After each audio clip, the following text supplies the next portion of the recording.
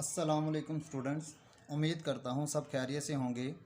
आज जो हमारा लेक्चर है वो है convert hexadecimal to decimal and decimal to hexadecimal. तो पहले हमने जो मुख्तलिफ कन्वर्जन के बारे में सवाल किए थे, आज हमारा लेक्चर है कि हम लोग डेसिमल को हेक्साडेसिमल में और हेक्साडेसिमल को डेसिमल में कन्वर्ट करने के लिए इस्तेमाल करेंगे। अब होता है कि इन दोनों में डिफरेंट कि आपको पता है कि डेसिमल की बेस कितनी होती है 10 और हेक्साडेसिमल की बेस कितनी होती है 16। यानी कि हेक्साडेसिमल में अल्फ़ाबेट्स प्लस न्यूमेरिक दोनों यूज़ होते हैं, अल्फ़ाबेट्स भी और दूसरा न्यूमेरिक भी। हम लोग एक एग्जांपल के तौर पर सवाल करते हैं कि हमारे पास वैल्यूज़ हैं जो फॉर एग्ज़ाम्पल हम लोग पहले सवाल करते हैं, वैल्यू हमारे पास है, छोटी सी वैल्यू हम लोग लिखते हैं कि हम लोग एक छोटी सी वैल्यू लिख लेते हैं 9610। ये वैल्यू है हमारे पास डेसिमल की। इस डेसिमल को हमने कन्वर्ट करना है हेक्साडेसिमल में। हम क्या करेंगे कि इसको हम लोग एलसीएम के ज़रिए सोल्व करेंगे। तो हम लोग डेसिमल को हेक्साडेसिमल की तरफ जा रहे हैं, तो हम लोग हेक्साडेसिमल की बेस को इस्तेमाल करेंगे। हेक्साडेसिमल की बेस कितनी हमारे पास 16। ये आ जाएगा हमारे पास 16 की पावर में हम लोग बताएंगे, 16 के जो हम लोग पढ़ते हैं टेबल में, तो यहाँ पे आएगा 6 और बाकी क्या बच जाएगा हमारे पास 10। हम लोग अब 10 नहीं लिखेंगे, हम लोग क्या लिखेंगे कि हमने बताया था कि अल्फ़ाबेट्स के लिए जो वैल्यूज़ यूज़ होती हैं 10, 11, 12, 13,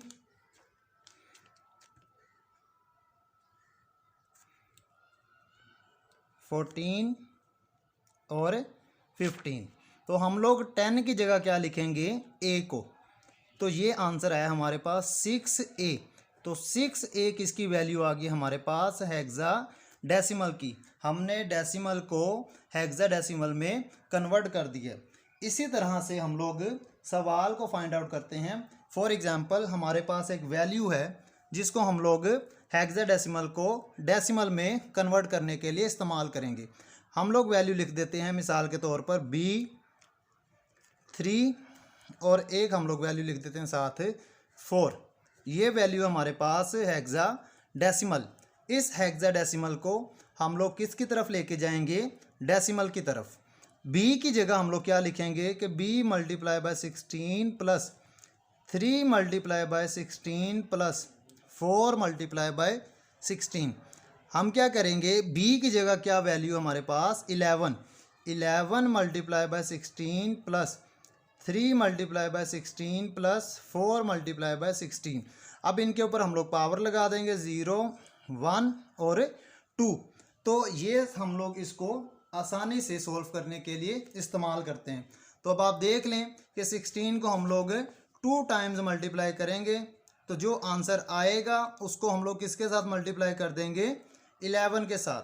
इसी तरह से हम लोग 16 को 1 टाइम मल्टीप्लाई करेंगे, 16 है तो इसका आंसर क्या आएगा वो हम लोग लिख देंगे 48। इसी तरह से 1 आएगा, 16 की पावर 0 है तो हम लोग इसको जब 0 से पावर लेंगे तो इसका आंसर आ जाएगा 1 और आंसर आ जाएगा 4। हम क्या करेंगे कि 16 को 2 टाइम हम लोग मल्टीप्लाई करेंगे, इसका आंसर आएगा हमारे पास 256। इस 256 को मल्टीप्लाई करेंगे 11 से तो आंसर आएगा हमारे पास 2816 प्लस 16 की पावर 1 है तो 16 आएगा, मल्टीप्लाई करेंगे 3 से आंसर आ जाएगा 48 जमा यहाँ पे 0 है 1 आएगा, ये आ गया 4। इस सारी अमाउंट को हम लोग कलेक्ट करेंगे। कलेक्ट करने के बाद जो आंसर आएगा यहाँ पे हम लोग किस सूरत में लिख देंगे, आंसर आ जाएगा हमारे पास कि हमने किसको हेक्साडेसिमल को डेसिमल में कन्वर्ट कर दिया। तो आप लोगों ने इसी तरह से सवाल को सोल्व करना है और बाद में इसके आंसर को बता देना है कि ये हमारा आंसर है। अब देख लें हमारे पास कि ये टोटल अमाउंट है 2816 है, 4 आ जाएगा हमारे पास 2820। इसी तरह से ये हमारे पास ये है 20 है तो 60, ये आ जाएगा 2868। ये अमाउंट आ जाएगी हमारे पास टोटल अमाउंट हमारी ये आ गई, तो हमने इसको कन्वर्ट कर दिया। अब इसी तरह से हम आगे जो लेक्चर स्टार्ट करने लगे हैं वो लेक्चर होगा हमारा कि हम लोग अगले टॉपिक को एक मेमोरी और एक होगी हमारे पास स्टोरेज के बारे में, कि मेमोरी से क्या मुराद है और दूसरा स्टोरेज से क्या मुराद है। इन चीज़ों के बारे में हम लोग डिस्कस करने लगे हैं, तो हम लोग अब इसके बारे में बात करते हैं। अब जो हमारा लेक्चर है वो है मेमोरी के बारे में और दूसरा डाटा स्टोरेज के बारे में। Memory and storage data. अब ये डेफिनेशन है हमारे पास कि मेमोरी से क्या मुराद है और स्टोरेज से क्या मुराद है। इन दोनों में डिफरेंट है। एक आएगी मेमोरी, कि मेमोरी होती है कि memory refer to the process that are used to attain store retain, यानी कि मेमोरी को हम लोग यूज़ करते हैं किसके लिए जी, attain store retain and later get back information. हम लोग इंफॉर्मेशन हासिल करने के लिए इसको इस्तेमाल करते हैं। तो मैं आपको इसकी डेफिनेशन यहाँ लिख देता हूँ। सबसे पहले मेमोरी की, मेमोरी से क्या मुराद है कि मेमोरी रेफर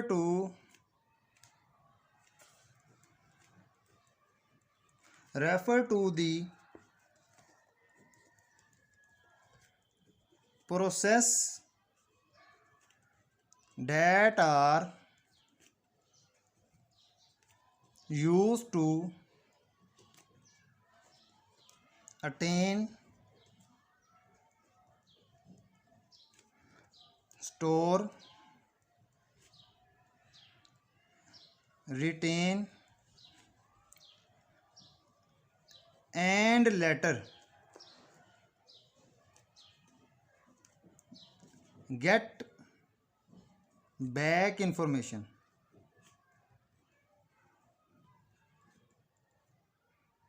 इसे कहते हैं हम लोग मेमोरी।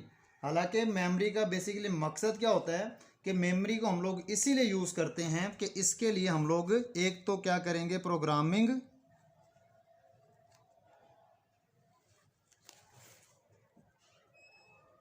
एक हम लोग इसके लिए प्रोग्रामिंग करेंगे, दूसरा इसको हम लोग storage,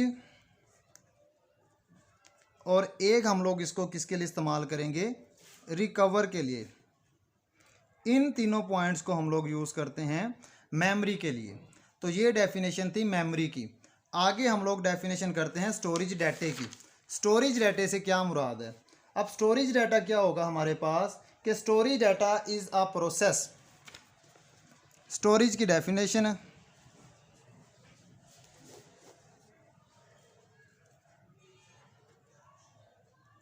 storage is a process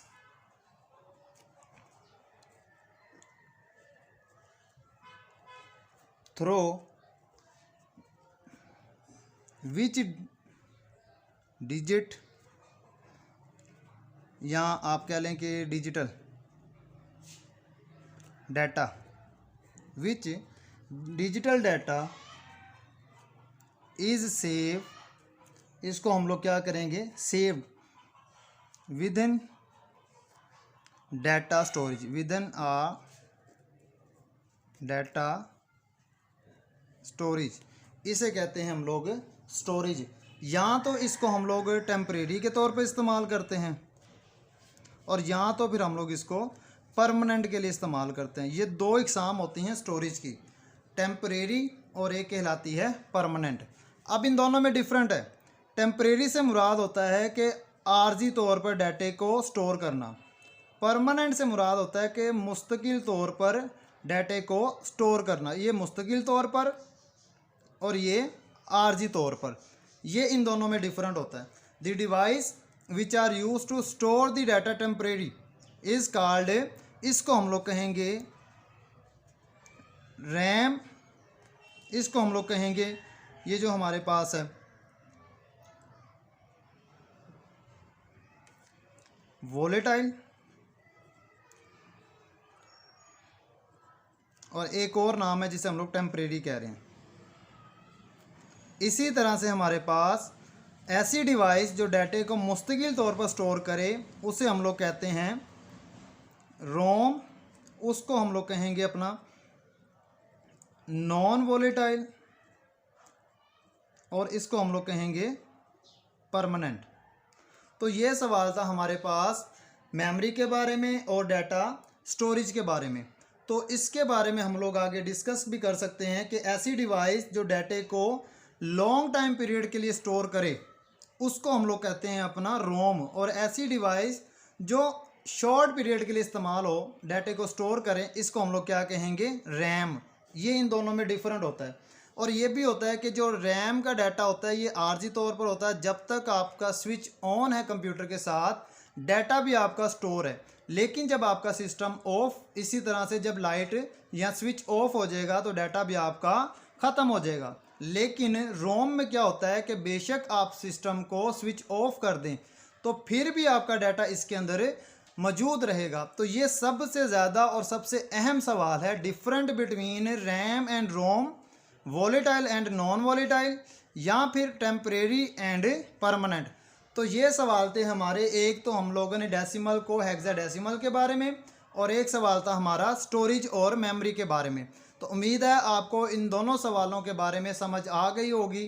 तो लिहाजा इसको लाइक करें, शेयर करें, और हाँ, सब्सक्राइब करना मत भूलिएगा। अगले लेक्चर में हम लोग अपना नेक्स्ट लेक्चर के बारे में बात करेंगे। अल्लाह हाफिज़।